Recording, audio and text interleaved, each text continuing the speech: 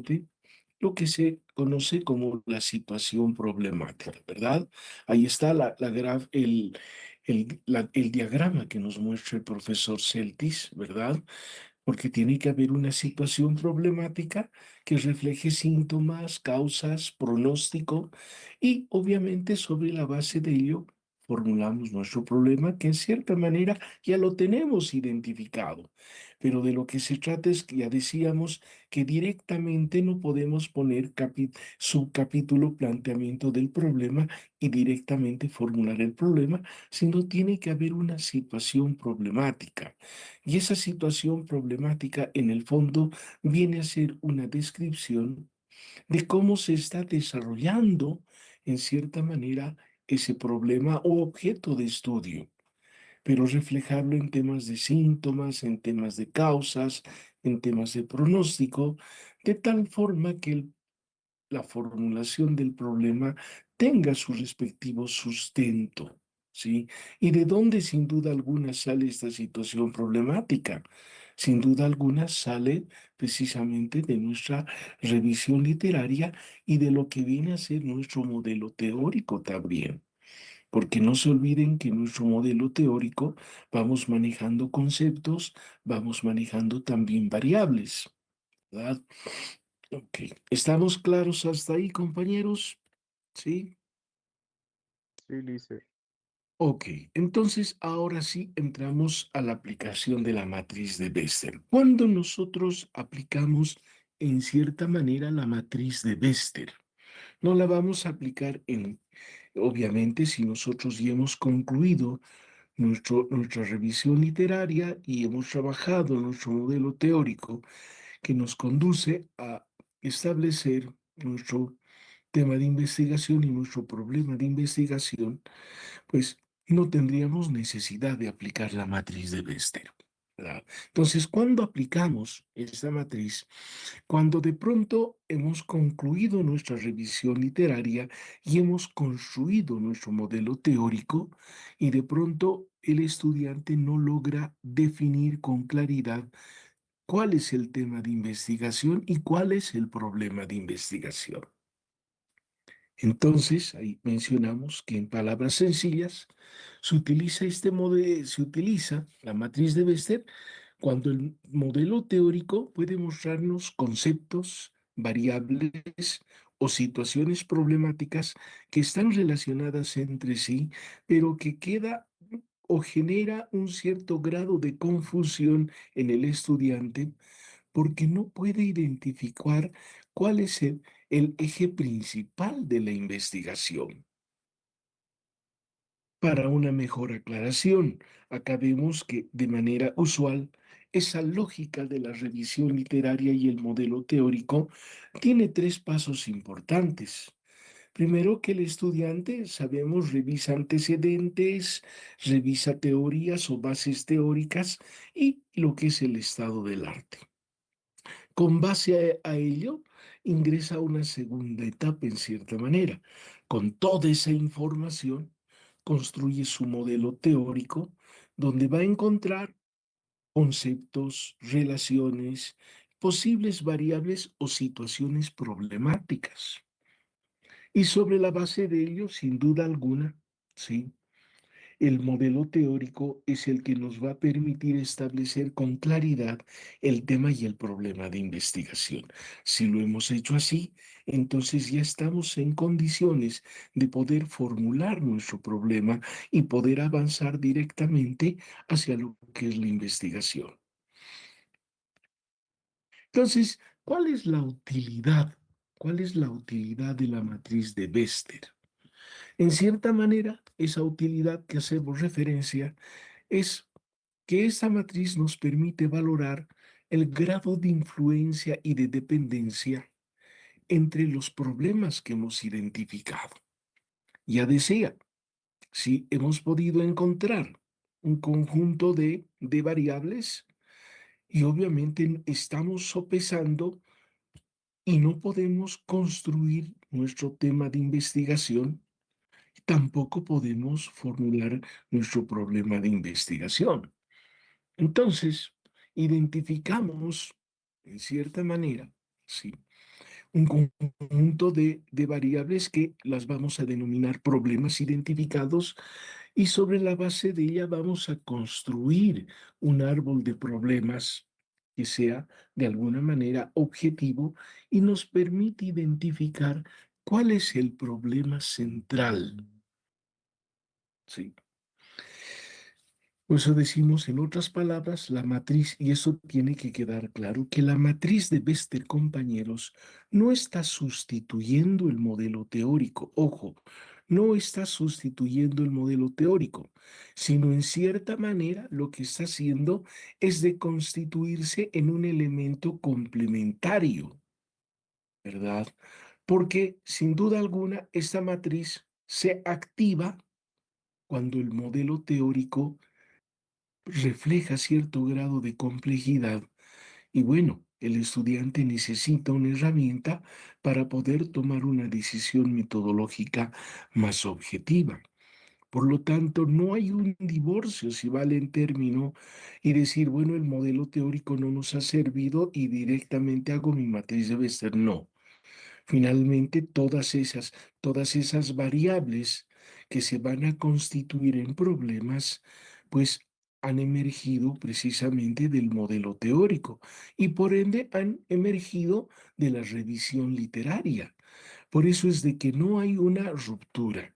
Es una situación de carácter de complementariedad que nos va a ayudar precisamente a identificar cuál es el problema central.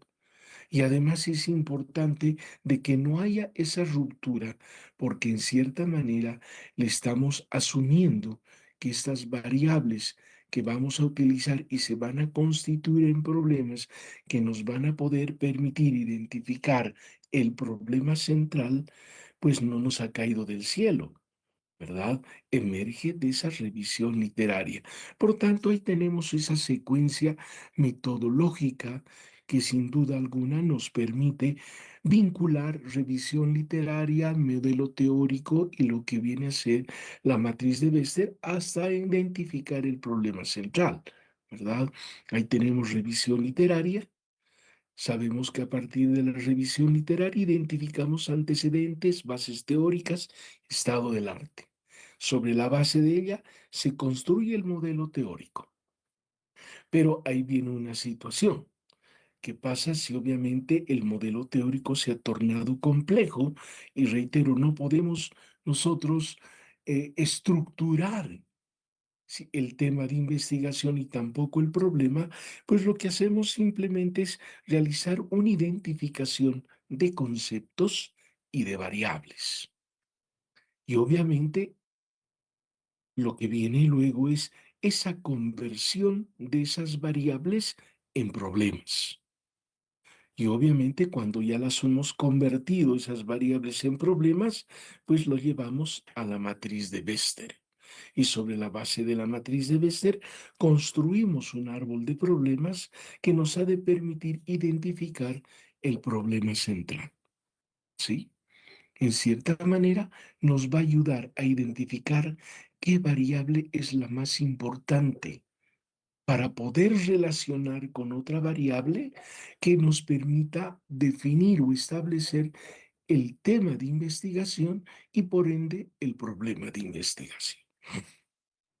Entonces, ahí decimos consecuentemente, la matriz de Bester nos va a ayudar a ordenar el pensamiento, porque nos va a permitir identificar cuál de esos problemas tiene mayor influencia sobre los demás y cuál podría constituirse en el problema central. ¿Sí? Vamos a asumir, por ejemplo, ¿sí?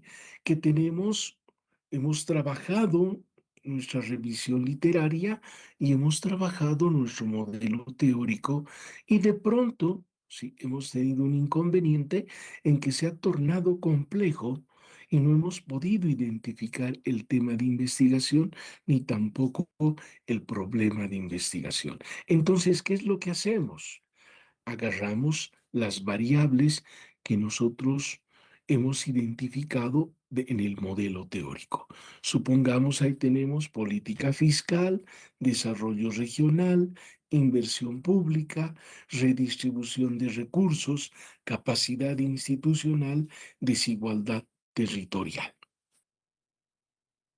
Entonces, como hemos identificado estas variables del modelo teórico, no podemos llevarlas directamente a la matriz de Bester.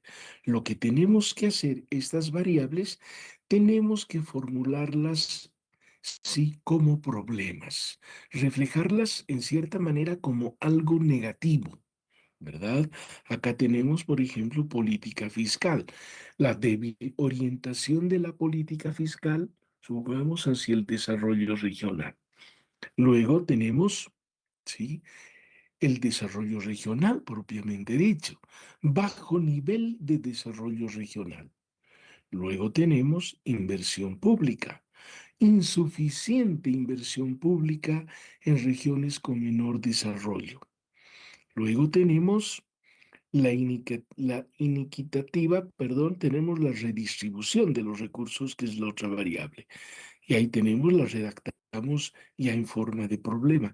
Inequitativa redistribución de recursos fiscales. Luego tenemos la capacidad institucional. Y ahí diremos limitada capacidad institucional de los gobiernos subnacionales. Y finalmente tenemos esa desigualdad territorial. Y ahí diremos la persistencia de las desigualdades territoriales. Entonces, lo que hemos hecho estas variables es tornarlas o volverlas en problemas, en algo negativo. Entonces, una vez que ya hemos generado estos problemas, en este caso que son 6, lo que tenemos que hacer ahora es llevarla a la matriz de Bester, ¿sí? Precisamente ¿para qué? Para poder identificar el problema central, ¿verdad? Esa es la forma en la que debemos proceder, ¿verdad? Entonces, reitero, la matriz de Bester se constituye en un elemento complementario del modelo teórico cuando éste se ha tornado complejo y le genera confusiones al estudiante de establecer ahora de estas variables cuál es el problema central, ¿verdad? La vez pasada habíamos hecho un trabajo similar a manera de la revisión literaria y modelo teórico, y también habíamos trabajado con estas variables, pero habíamos coincidido, y decíamos esa anterior clase, que aquellos conceptos se habían traducido también en variables, ¿ya? Pero tiene que quedar claro una situación y que precisamente acá la vamos a manifestar. Es de que tiene que quedar lo suficientemente claro lo siguiente. Es cierto, en el ejemplo que hemos trabajado, si ustedes se recuerdan, en el tema de la revisión literaria y el modelo teórico, habíamos identificado conceptos, pero precisamente esos conceptos también eran variables, pero no siempre la figura se va a dar así. Por eso decimos, sin embargo, es importante tener claridad en lo siguiente, en lo siguiente. No todo concepto, no todo concepto que surge de la revisión literaria es automáticamente una variable, por un lado. Y por el otro lado, que no toda variable es automáticamente un problema, porque en algún momento una variable puede constituirse también en una dimensión, no precisamente en una variable. Entonces, ahí decimos que un concepto, en cierta manera, puede ser parte de la base teórica, pero una variable, es cierto, es un concepto, y aquí está la diferencia, que una variable es un concepto que se puede observar, se puede medir y se puede analizar, ¿verdad? Y un problema viene a ser una situación negativa, una contradicción, un vacío, una necesidad que requiere ser investigada.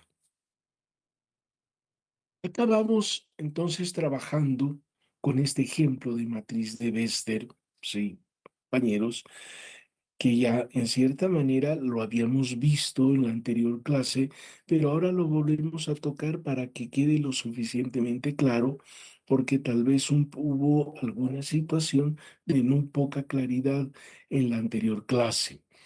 Entonces, acá vamos a asumir, sí, la aplicación de esta matriz de Bester, pero la vamos a trabajar solamente con 7 variables.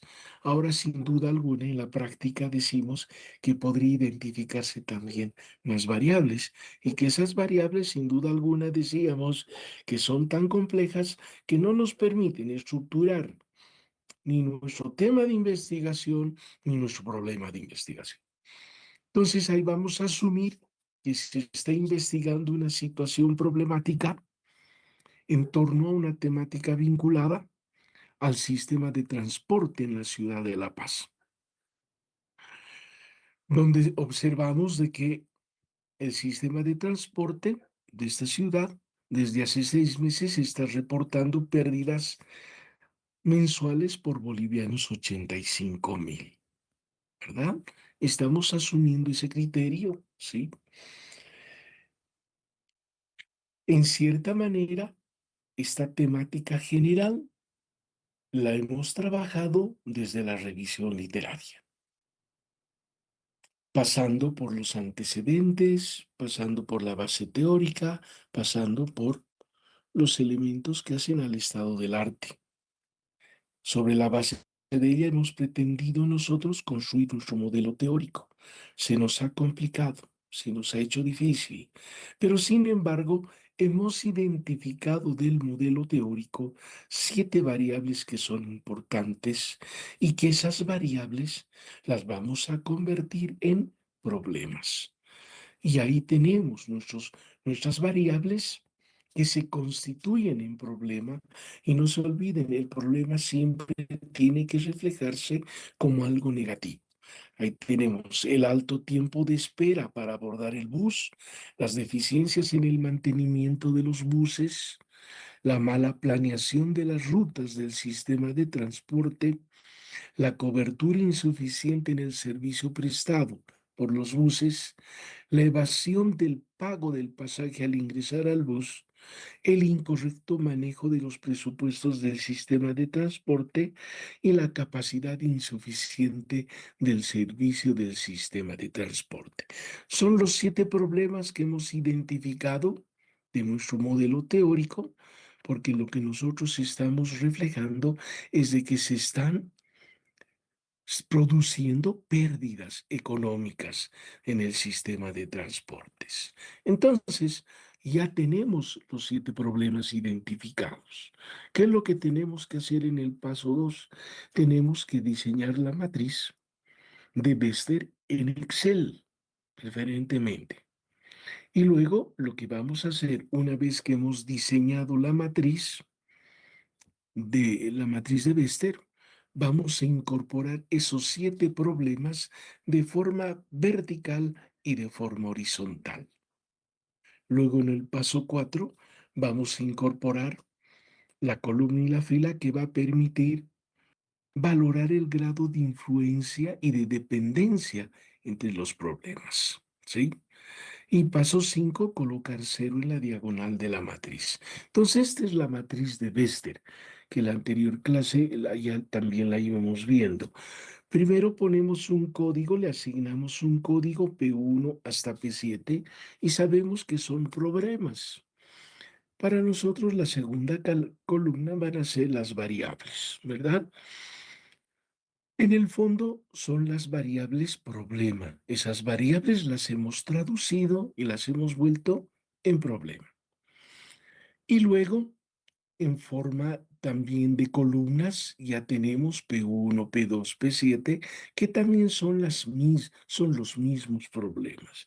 Porque en el fondo de lo que se trata ahora es confrontar problema con problema. Y acá vamos observando en la diagonal que le asignamos un valor de 0. ¿Por qué le asignamos un valor de 0? Ya decíamos, porque no podemos confrontar el problema 1, la fila del problema 1 con la columna del problema 1, porque se tratan de un mismo problema. No podemos confrontar el problema 2 de la fila 2 con el problema 2 de la columna 2, Por lo tanto, ponemos un valor de 0. Luego, al finalizar las columnas, incorporamos una columna de influencia, donde vamos a hacer las respectivas sumatorias de los valores que se les vaya a asignar a esta confrontación de problemas. Y finalmente, por el lado de las filas, también vamos a tener, ¿sí?, la medición o la valoración de dependencia, que también va a reflejar la sumatoria de cada uno de los valores que va adquiriendo cada o se va asignando a cada problema que está en forma vertical. De tal forma, ya tenemos en el total de influencia y en el total de dependencia, ahí tenemos encerrado en un cuadrito verde, tenemos un valor que está ahí de 0, pero que el momento de sumar, compañeros, influencias y dependencias, tiene que darnos el mismo valor. Tiene que darnos el mismo valor. Si nos da el mismo valor, quiere decir que hemos trabajado de manera correcta la matriz de Bester.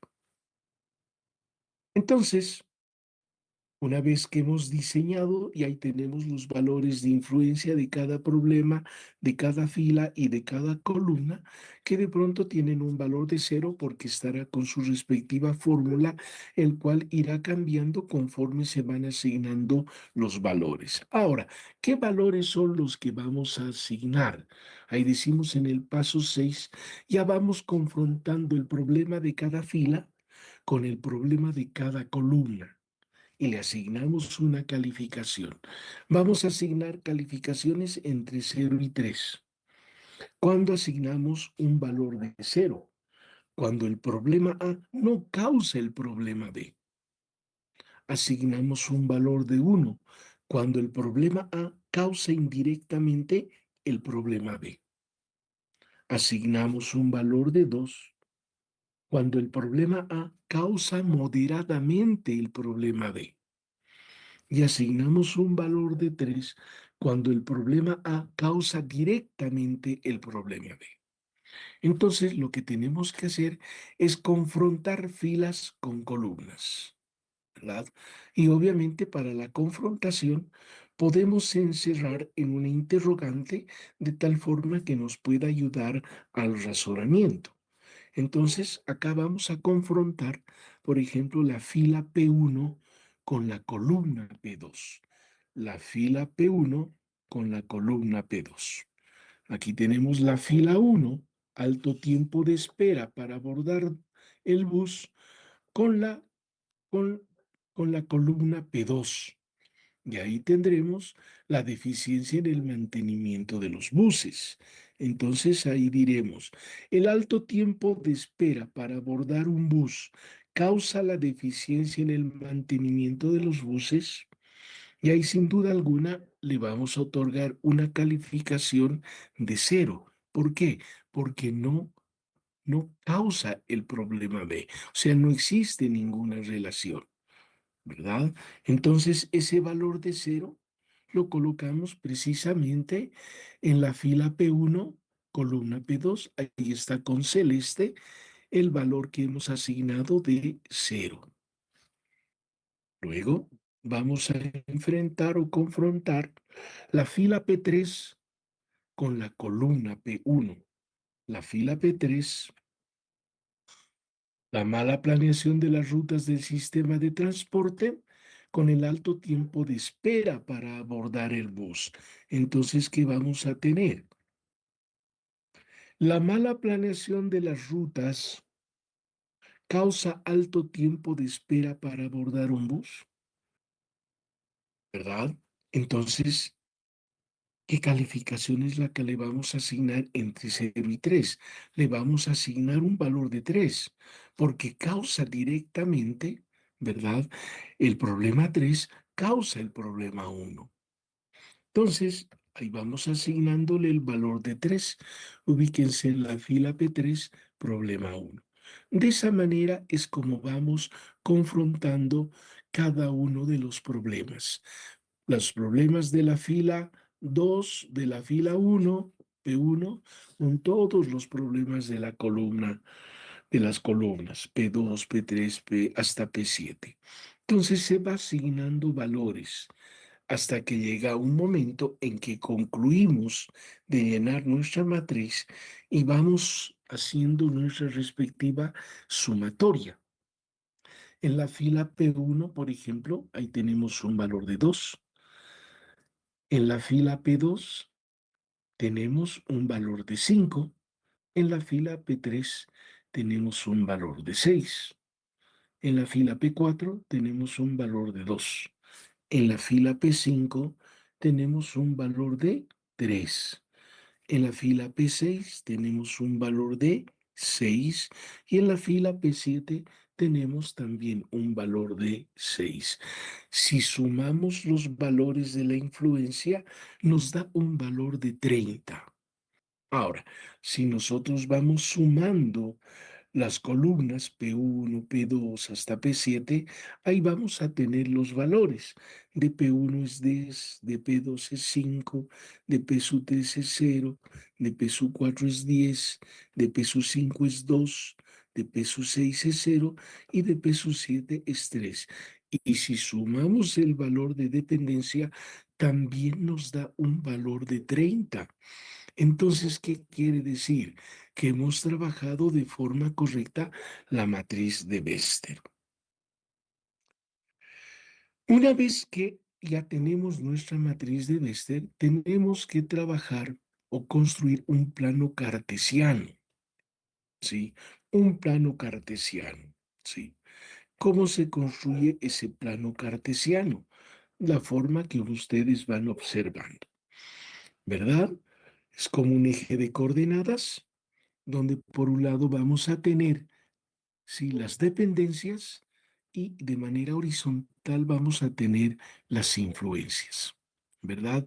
Vayamos entonces construyendo nuestra, nuestro eje de coordenadas. En ese sentido, sí, vamos a observar, primero nos iremos a la última columna que es la de influencia. ¿Cuál es el valor más alto que encontramos, compañeros? ¿Cuál es el valor más alto de influencia?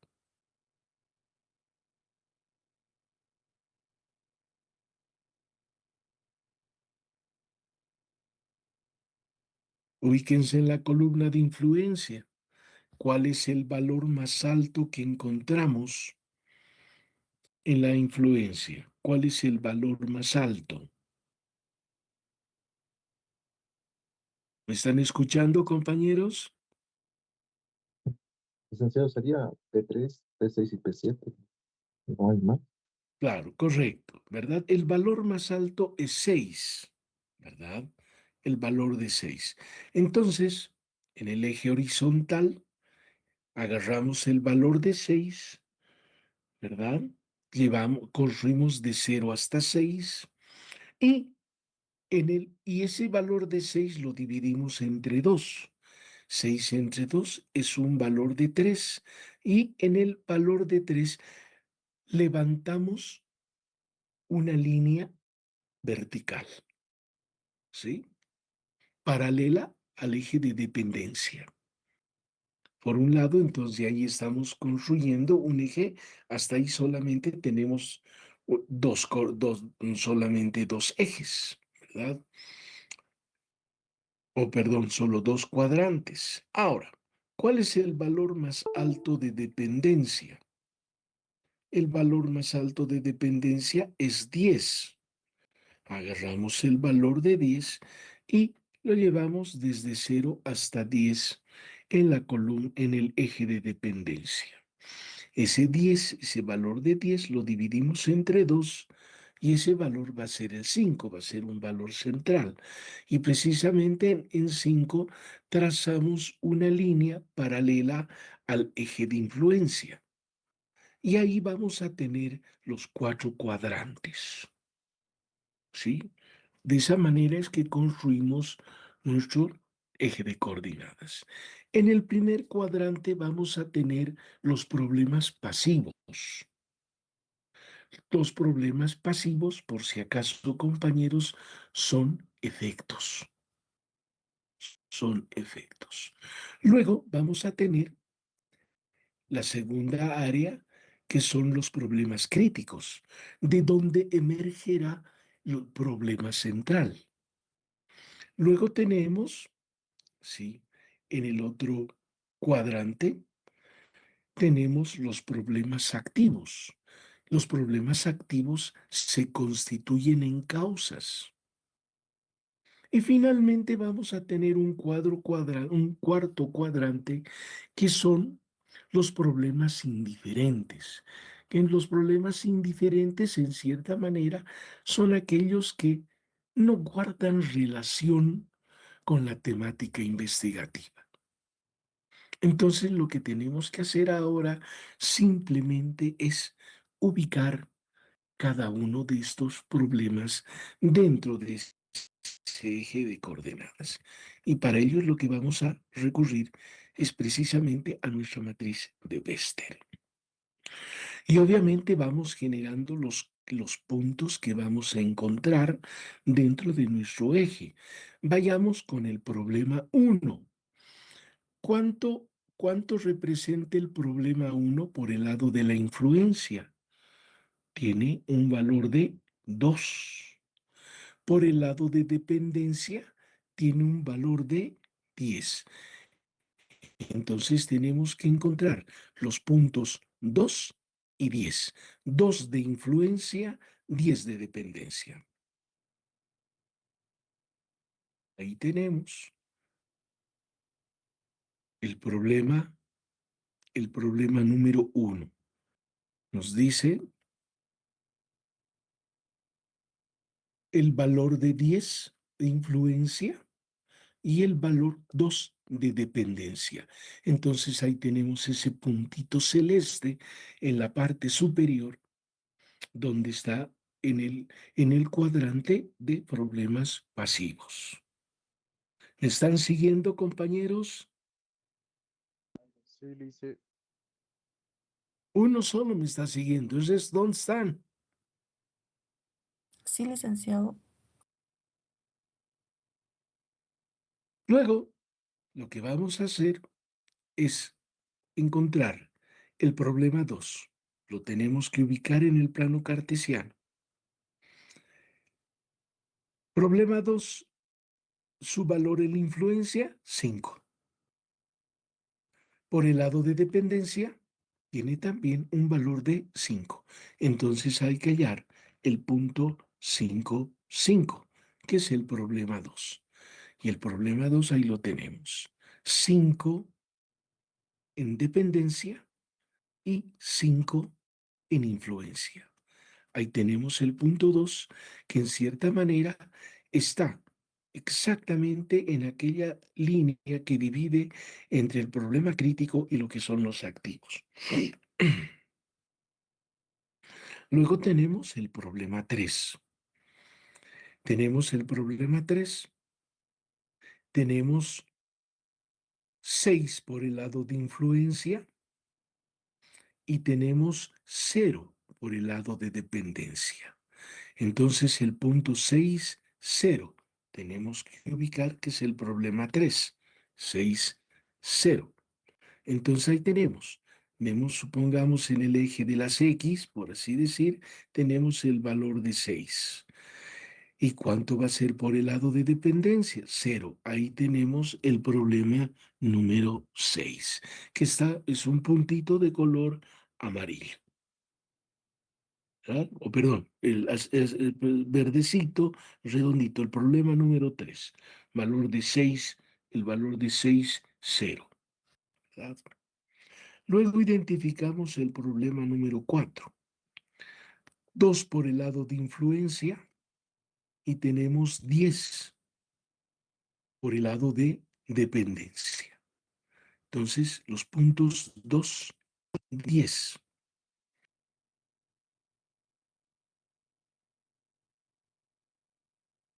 Entonces tenemos ahí por el lado de influencia 2, por el lado de dependencia 10, y ahí está en la parte superior, por encima del problema 1, tenemos 4. Luego tenemos que identificar el problema número 5. 3 por la influencia y 2 por la dependencia. Entonces los valores 3 y 2 los que tenemos que encontrar. Y ahí tenemos 3 por la influencia y 2 por la dependencia. Y precisamente está en el valor en la línea que separa los indiferentes con los problemas activos. De la misma manera, identificamos el problema número 6 por la influencia, 6. Por el lado de dependencia, 0. 6, 0. Ahí tenemos el problema número 6. Está debajo, en cierta manera, del problema 3 con color amarillo, ¿verdad? De 6, ahí está, ¿no? Problema número 6. Y finalmente identificamos el problema número 7, que viene a ser el valor de 6 por influencia y de 3 por la dependencia, los valores de 6 y 3. Entonces ahí tenemos 6 por el lado de la influencia y 3 por el lado de dependencia, y ahí encontramos en el cuadrante de los activos el problema número 7. Entonces, de esa manera tenemos que identificarlos y ubicarlos cada uno de estos problemas. Sí.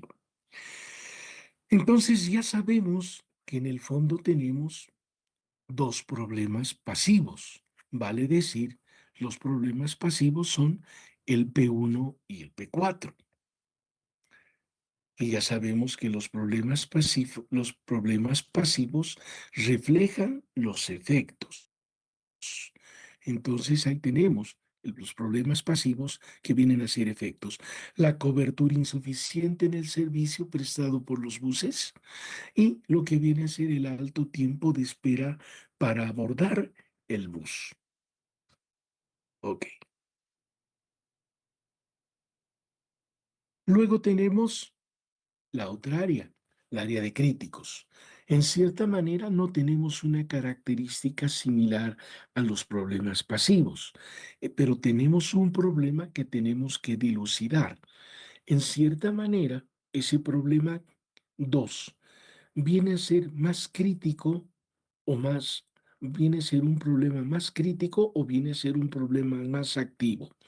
Si nosotros vemos la ubicación de los problemas 3, de los problemas 6 y el problema 7, en cierta manera están bastante alejados del problema número 2.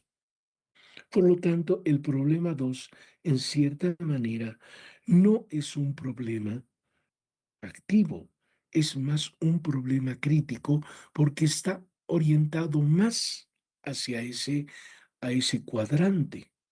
Por lo tanto, ahí asumimos el criterio, porque además no tenemos un otro problema crítico.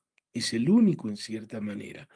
Ahora, de pronto, cuando nosotros tenemos dentro de este cuadrante más de un problema crítico, sin duda alguna, ¿cuál ha de ser el problema central? Porque ya decíamos, el, el área central el área de problemas críticos, el cuadrante de problemas críticos, es la de donde se identifica el problema central. En ese caso, el problema crítico, si tuviéramos más de un problema en ese cuadrante, el problema central será aquel que tenga mayor grado de influencia y mayor grado de dependencia. Ese será el problema central. En este caso solamente tenemos un problema crítico y en ese caso es el que expresa el problema central. Y ahí tendremos las deficiencias en el mantenimiento de los buses. Luego tenemos un tercer cuadrante que son los activos, que esos activos habíamos dicho que se constituyen en las causas. Y ahí, sin duda alguna, tendremos el problema 3, el problema 6 y el problema 7. Pero ahí tenemos un problema 5 que está entre el cuadrante de activos y el cuadrante de indiferentes. Les pregunto, ¿ese problema 5 ¿Está más cerca de ser un problema activo o estará más cerca de ser un problema indiferente?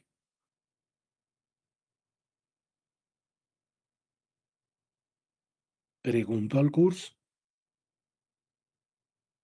porque si vamos problema 3, problema 6, problema 7, casi están ubicados casi en un mismo lugar, pero el problema 5 está bastante alejado.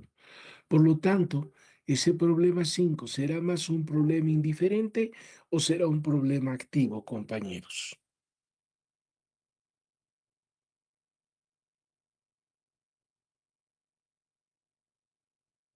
Creo yo, licenciado, que depende del contexto, porque aquí, bueno, no es una ciencia exacta, pero va a depender del criterio y también la experiencia de quien realice este Claro, pero examen, ¿cuál licenciado. sería más? ¿Es un activo o es más indiferente?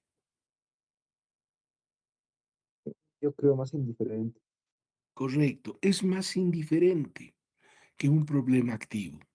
Y enseguida vamos a ver que efectivamente el razonamiento que haces es el correcto, porque los problemas 3, 6 y 7 se van a constituir en causas. Y así unos problemas activos reflejan las causas. Y ahí están. La insuficiente capacidad de servicio de transporte, el incorrecto manejo de los presupuestos del sistema de transporte y la mala planeación de rutas del sistema son las que se constituyen en problemas activos. En cambio, el problema 5, la evasión del pago del pasaje al ingresar al bus. Lo hemos identificado ese problema, salió de la revisión y del modelo teórico, pero en el fondo, si ustedes se dan cuenta, es un problema más indiferente, porque el hecho de que esté disminuyendo, ¿sí?, los recursos que hacen al sistema de transportes, en el fondo no guarda una relación importante en la evasión del pago, pues habrá uno o dos que no pagan el pasaje, pero no es una situación que pueda reflejarse o constituirse en su caso, ya sea en un problema activo o en un problema pasivo, sino es un problema de carácter, en cierta manera, indiferente.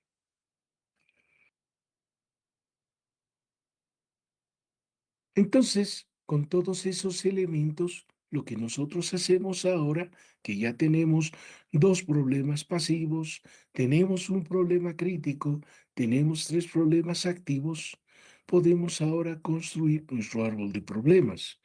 Y nuestro árbol de problemas va a ser como el que ustedes están observando. ¿Cuál va a ser el problema central? La deficiencia en el mantenimiento de buses. Problema central. ¿Cuál es la causa de ese problema central, de esa deficiencia en el mantenimiento de buses? La insuficiente capacidad de servicio, la mala planeación de las rutas, el incorrecto manejo de los presupuestos. ¿Cuál ha de ser el efecto de este problema, de la deficiencia en el mantenimiento de los buses? Una cobertura insuficiente en el servicio prestado y un alto tiempo de espera para poder abordar el bus.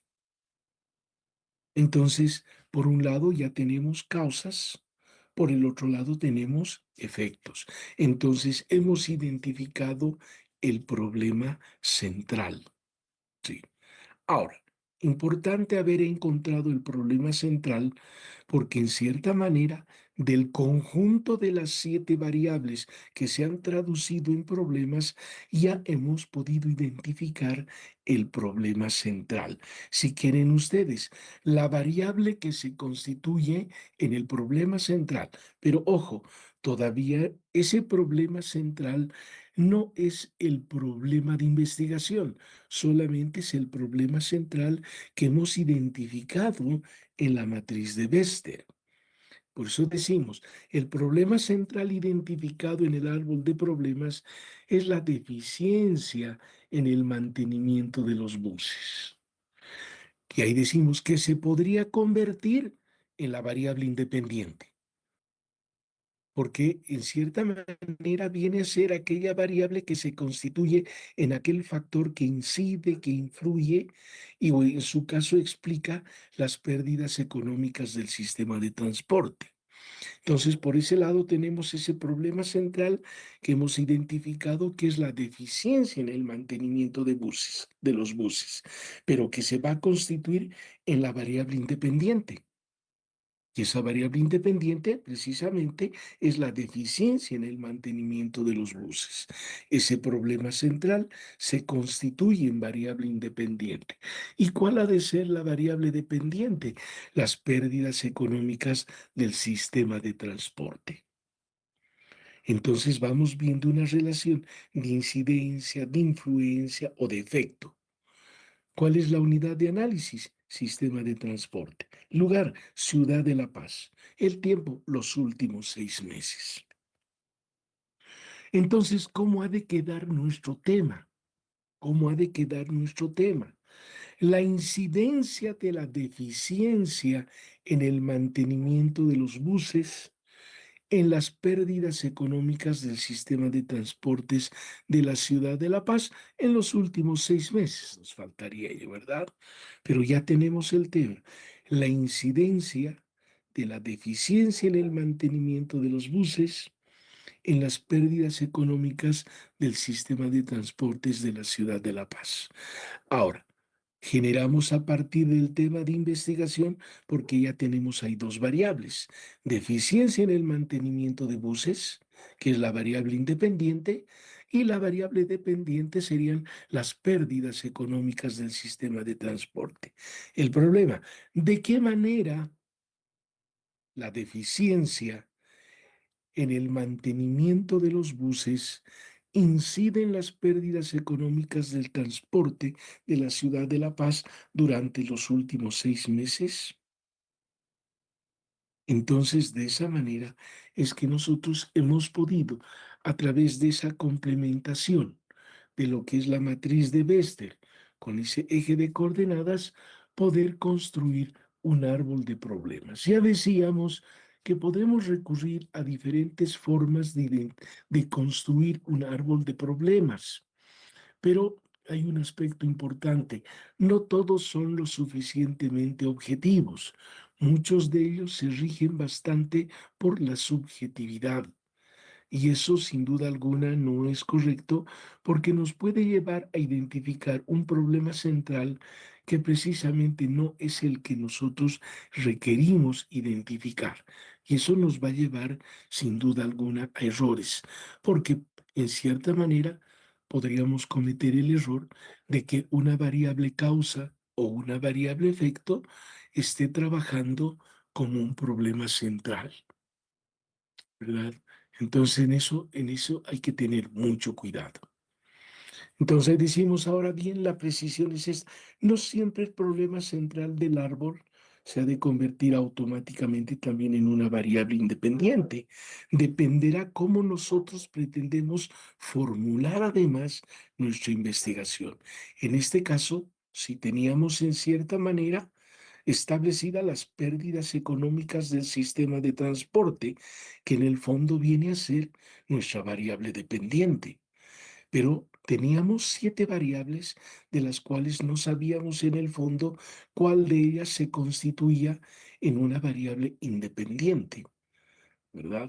Por eso hay que tener mucho cuidado al momento de poder definirlas, analizarlas, de tal forma que podamos generar una relación de dos o más variables para poder generar el tema y el problema de investigación. ¿Estamos claros, compañeros? ¿Está un poco más clara esta explicación?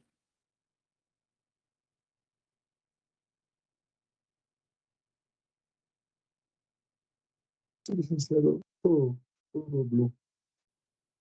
Uno solo Licenciado. está en clase, el resto, ¿qué está haciendo? ¿Está viendo el No, partido? no, se entiende, se entiende. Compañeros, compañeros, Hola, Lice. Aquí, estás Lice. viendo estás viendo la tele en vez de ver la clase. No, no. Es lo que he preguntado.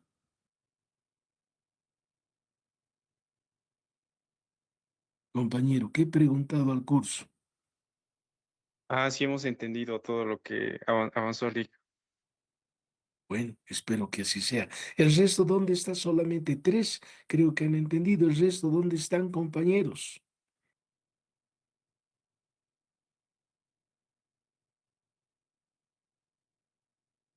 ¿Dónde está el resto? Muéstrense en pantalla, compañeros, toditos. Quiero verlos. ¿Dónde están? Uno. Lice, yo no ¿El tengo cámara resto? en este dispositivo. Ya, pero ¿el resto dónde está? Albert. Uno, dos, tres. El resto, nada. Señorita Heidi Paredes, buenas noches. ¿Dónde está el resto? Compañeros, ¿dónde están? Les he hecho una pregunta. ¿Está claro hasta esta parte la aclaración de la aplicación de la matriz de Bester, compañeros? Sí, licenciado. Sí, licenciado. Sí, Sí, sí, licenciado. sí, entendido. ¿El resto dónde Sí, está? licenciado. ¿Por qué no se muestran, compañeros? Están viendo el partido ustedes, jóvenes bandidos, ¿no? En vez de atender, están viendo el partido. Cuidado, jóvenes. Muy bien.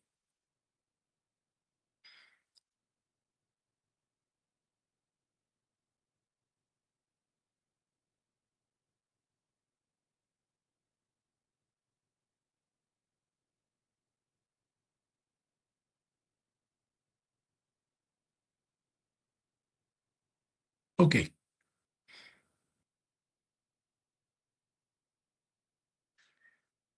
Entonces, de esa manera es que trabajamos con la matriz de Bester. Entonces, una vez que nosotros ya tenemos nuestro problema, ya sin duda alguna nos facilita, ¿verdad?, nuestra investigación. La clave, siempre habíamos dicho, es formular el problema de investigación. Entonces, tiene que haber una descripción de la situación problemática que nos ha de permitir recién formular nuestro problema de investigación. Y sin duda alguna, ¿verdad? Para poder llegar a nuestro problema de investigación, hemos tenido que transitar por todo lo que viene a ser una revisión literaria, donde hemos visto no solamente elementos teóricos, hemos podido constatar ciertos hechos a través de la revisión de antecedentes, hemos podido obtener datos, información importante para poder construir nuestro problema de investigación. Ok. Hablemos entonces ahora acerca de esta formulación de nuestro problema de investigación. Y ahí tenemos el concepto del profesor Velasco que nos dice lo siguiente: no existe una receta para formular un problema de investigación. La formulación de un problema varía según la técnica, los objetivos y la metodología para desarrollar el proceso de investigación. El autor sugiere que al formularse un problema de investigación pueden observarse los siguientes lineamientos. Primero, la formulación de un problema debe expresar siempre una relación de variables, compañeros. ¿Sí? Siempre tiene que haber una relación de variables. Más de una variable, porque solo estudiar una variable sin relacionarse con otra, pues no tiene sentido. Siempre vamos relacionando la variable, la relación de una variable respecto de un hecho o de un fenómeno, ¿verdad? Entonces decimos, es decir, al plantearse el problema, debe tomarse en cuenta la relación entre dos o más variables. No se olviden, en algún momento decíamos, cuando las variables adquieren importancia o cuando en el fondo una variable adquiere importancia. adquiere importancia cuando se relaciona con otra o más variables. Luego, nos dice que el problema debe expresarse en forma de interrogante o de pregunta. Hoy en día, muchos textos, compañeros, de metodología de la investigación ya no exigen de que la formulación del problema sea necesariamente en forma de interrogante. Algunos textos ya han establecido que el problema debería expresárselo en forma declarativa, tal como lo hemos identificado, ¿sí? Pero sin embargo, si el autor nos dice acá que el problema debe expresarse en forma de interrogante. ¿Por qué? Porque en cierta manera, sí, decimos ahí, que la pregunta facilita la comprensión del problema planteado, que inducirá al investigador a buscar respuestas o explicaciones al tema de estudio. Por eso es que alguna vez algunos autores precisamente se apoyan en que, al igual como los plantea el profesor Velasco, que el problema se lo expresa en forma de pregunta. ¿Por qué? Porque en el fondo la hipótesis viene a ser una respuesta en cierta manera anticipada del problema. Por eso es que algunos para guiarse prefieren plantear el problema en forma de interrogante, porque la hipótesis, reitero, es una respuesta por adelantada al problema de investigación. Y luego, que en cierta manera el problema debe tener relevancia científica y social, ¿verdad? Ahí decimos, en este contexto, se prevé que un problema de investigación tiene que aportar nuevos conocimientos en lo científico y social.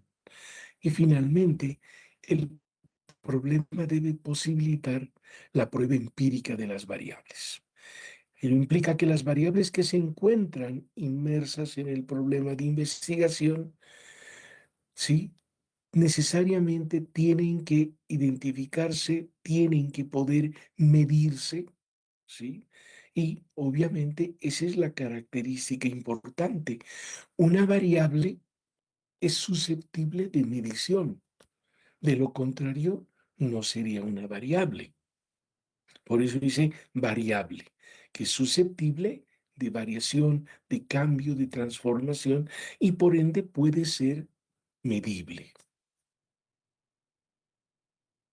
Veamos algunos elementos que hacen a la formulación del problema y lo consideramos como una especie de normas o requisitos, si quieren ustedes, para poder formular el problema de investigación. Primero, que debe haber claridad y precisión. Tenemos que utilizar términos claros, precisos y además que los datos que vamos a considerar los tenemos que expresar con la suficiente claridad. Las variables tienen que estar correctamente identificadas, pero además tiene que reflejar una clara relación entre ellas. Luego tiene que responder necesariamente a un contexto. Todo problema debe ubicarse necesariamente dentro de un contexto general que es lo suficientemente amplio, porque en cierta manera es la instancia que nos ha de permitir, ¿sí?, a nosotros poder precisar dónde nos vamos a ubicar para poder generar ese problema de investigación que nos permita, además, ¿sí?, establecer a partir de su identificación con qué datos vamos a trabajar, con qué información vamos a trabajar y bajo qué marco teórico vamos a considerar. Luego hay un otro elemento de simplicidad. Sin duda alguna, cuando vamos tras del problema, lo primero que vamos a encontrarnos siempre es una realidad compleja. Pero el sabernos ubicar, y aquí lo vinculamos con este tercer elemento que es el contexto, en la medida que nosotros tengamos la capacidad de ubicarnos con nuestro problema dentro de un contexto general, eso sin duda alguna va a permitir que nuestro estudio pueda ser mucho más fácil de desarrollarlo porque tendrá un carácter de precisión respecto de su identificación. Por eso decimos, toda realidad es compleja y el estudio de un determinado hecho tiene que simplificarse. No podemos, y eso muchas veces ocurre, nos planteamos algunos problemas de investigación que son demasiado amplios. Nos planteamos temas de investigación que realmente sabemos que solos no lo podemos hacer. Un tema de investigación complejo también generará un problema de investigación también complejo. Y eso no puede ser. Tiene que haber ese criterio de simplicidad que nos pueda permitir que de ese análisis o esa realidad compleja podamos precisar qué es lo que definitivamente nosotros vamos a poder trabajar. En cierta manera, poder hacer que esa realidad pueda simplificarse para fines investigativos. Luego está la verificabilidad. Decimos que el problema debe conducirnos a respuestas que sean verificables en la realidad. No pueden haber elementos subjetivos. No pueden haber elementos subjetivos. La objetividad, sin duda alguna, nos ayudará, sin duda alguna, a la verificabilidad. Los datos reales. Todos los datos, los registros, mediciones, todo lo que utilicemos para formular nuestro problema tienen que ser válidos. Las condiciones de respuesta. Cuando nosotros hemos trabajado con la revisión literaria, hemos construido nuestro modelo teórico y hemos podido establecer el tema de investigación y hemos podido formular el problema de investigación, sin duda alguna, una correcta formulación del problema también nos orientará hacia la respuesta que nosotros queremos como investigadores. Por eso, cuán importante es trabajar en la revisión literaria y la estructuración o construcción del modelo teórico. El otro elemento, la relevancia. Todo problema de investigación tiene que ser importante tanto desde el punto de vista del objeto de investigación como tal y del sujeto de investigación. Sí, tiene que haber un carácter de relevancia. Un tema que no adquiere o no tiene relevancia, un problema que no tiene relevancia, pues tampoco tendrá pues la receptividad que realmente se necesita para fines investigativos.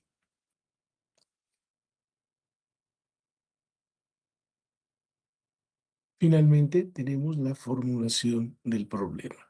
Ahí tenemos un ejemplo, ya decíamos, que podemos formular nuestro problema en forma de interrogación o en forma declarativa.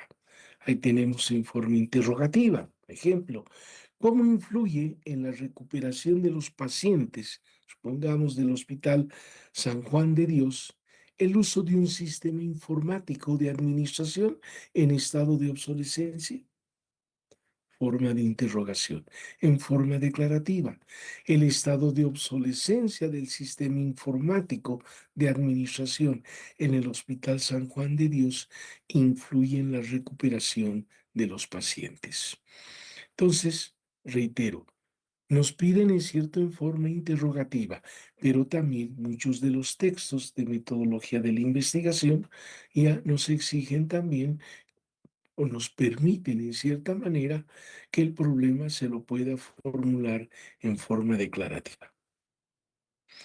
Ahora, cuando nosotros formulamos el problema, compañeros, no estamos yendo a una respuesta de un sí o de un no.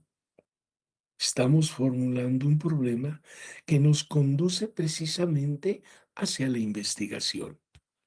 En el fondo, ¿qué es lo que estudiamos? Las variables. Esas variables que al relacionarse generan el problema de investigación.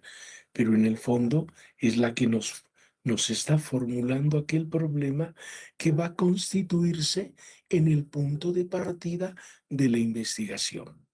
Por eso no estamos viendo una respuesta tácita de un sí o de un no a partir de la formulación del problema, sino a poder desarrollar metodológicamente, ¿sí?, el estudio y el comportamiento de estas variables que en cierta manera son y hacen el problema de investigación. Entonces ahí tenemos algunos ejemplos. ¿De qué manera incide en la reducción de tiempos y costos el diseño de construcción de viviendas con estructuras de acero, por ejemplo? Ese interrogante no está yendo a una respuesta de un sí o de un no. De la misma manera, los otros dos ejemplos. ¿Cuál será la incidencia en la rentabilidad de la cooperativa de transportes Manco Cápac el incremento en el precio de los combustibles? La ausencia de un sistema contable y administrativo es un factor determinante para el logro de objetivos de la empresa Aceros Arequipa. Ya, en este último caso, en cierta manera, un interrogante que bien puede ser considerada para fines de un proyecto de grado. Entonces, de esa manera es como llegamos a concluir la primera parte del perfil de la tesis de grado, que no se olviden, involucra la introducción, la justificación y el planteamiento del problema. No sé si hay alguna duda antes de que entremos a la segunda parte. Todo claro, Lick. Perfecto. Estamos sobre las 7:53. Ahora les voy a mostrar entramos a nuestro, vamos a dejar de compartir acá.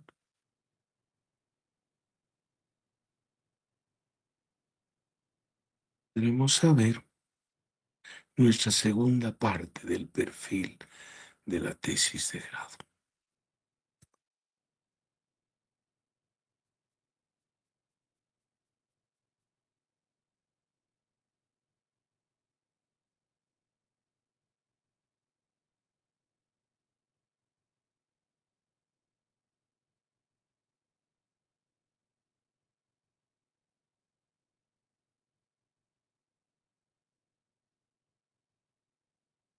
Entonces, comenzamos con nuestra segunda parte del perfil de la tesis de grado. Estamos yendo, no se olviden, estamos yendo paso por paso la estructura que hemos establecido, ¿verdad? El diseño investigativo o estructura investigativa para el perfil de la tesis de grado. Hemos partido primero la sección preliminar, hemos visto lo que es la carátula, contenido general, hemos visto lo que es la introducción. De la parte de la introducción hemos entrado al diseño metodológico. En el diseño metodológico, ¿qué es lo que contempla? Planteamiento del problema.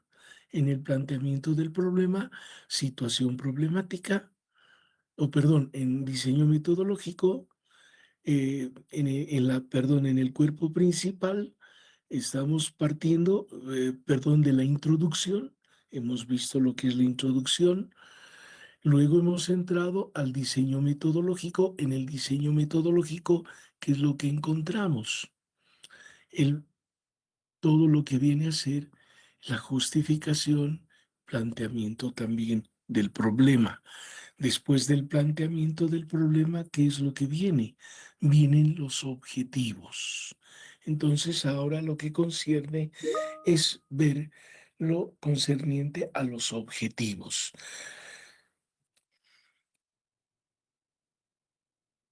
Ok, entonces, compañeros, ya comenzamos la próxima clase con nuestros objetivos. Estamos siempre siguiendo, ¿sí?, paso por paso, la descripción de la estructura del perfil de la tesis. No se olviden, introducción, capítulo 1, capítulo 2, Estamos en cierta manera en el capítulo que es la parte de diseño metodológico, ¿verdad? Entonces, la siguiente clase ya entramos a la parte de lo que son objetivos. Entonces, quedamos acá, estamos sobre las 7:56, diapositiva número 1, entonces, de la segunda parte del perfil, compañeros. ¿Estamos claros? Dice, Sí, Lic. Eli, sí, dice, estamos todos. Perfecto. Ahí quedamos Sí, entonces, licenciado. compañeros. Ahí quedamos entonces. Perfecto. Que tengan buen resto de jornada, aunque ya no queda mucho, pero que Dios los bendiga. Un abrazo a todos.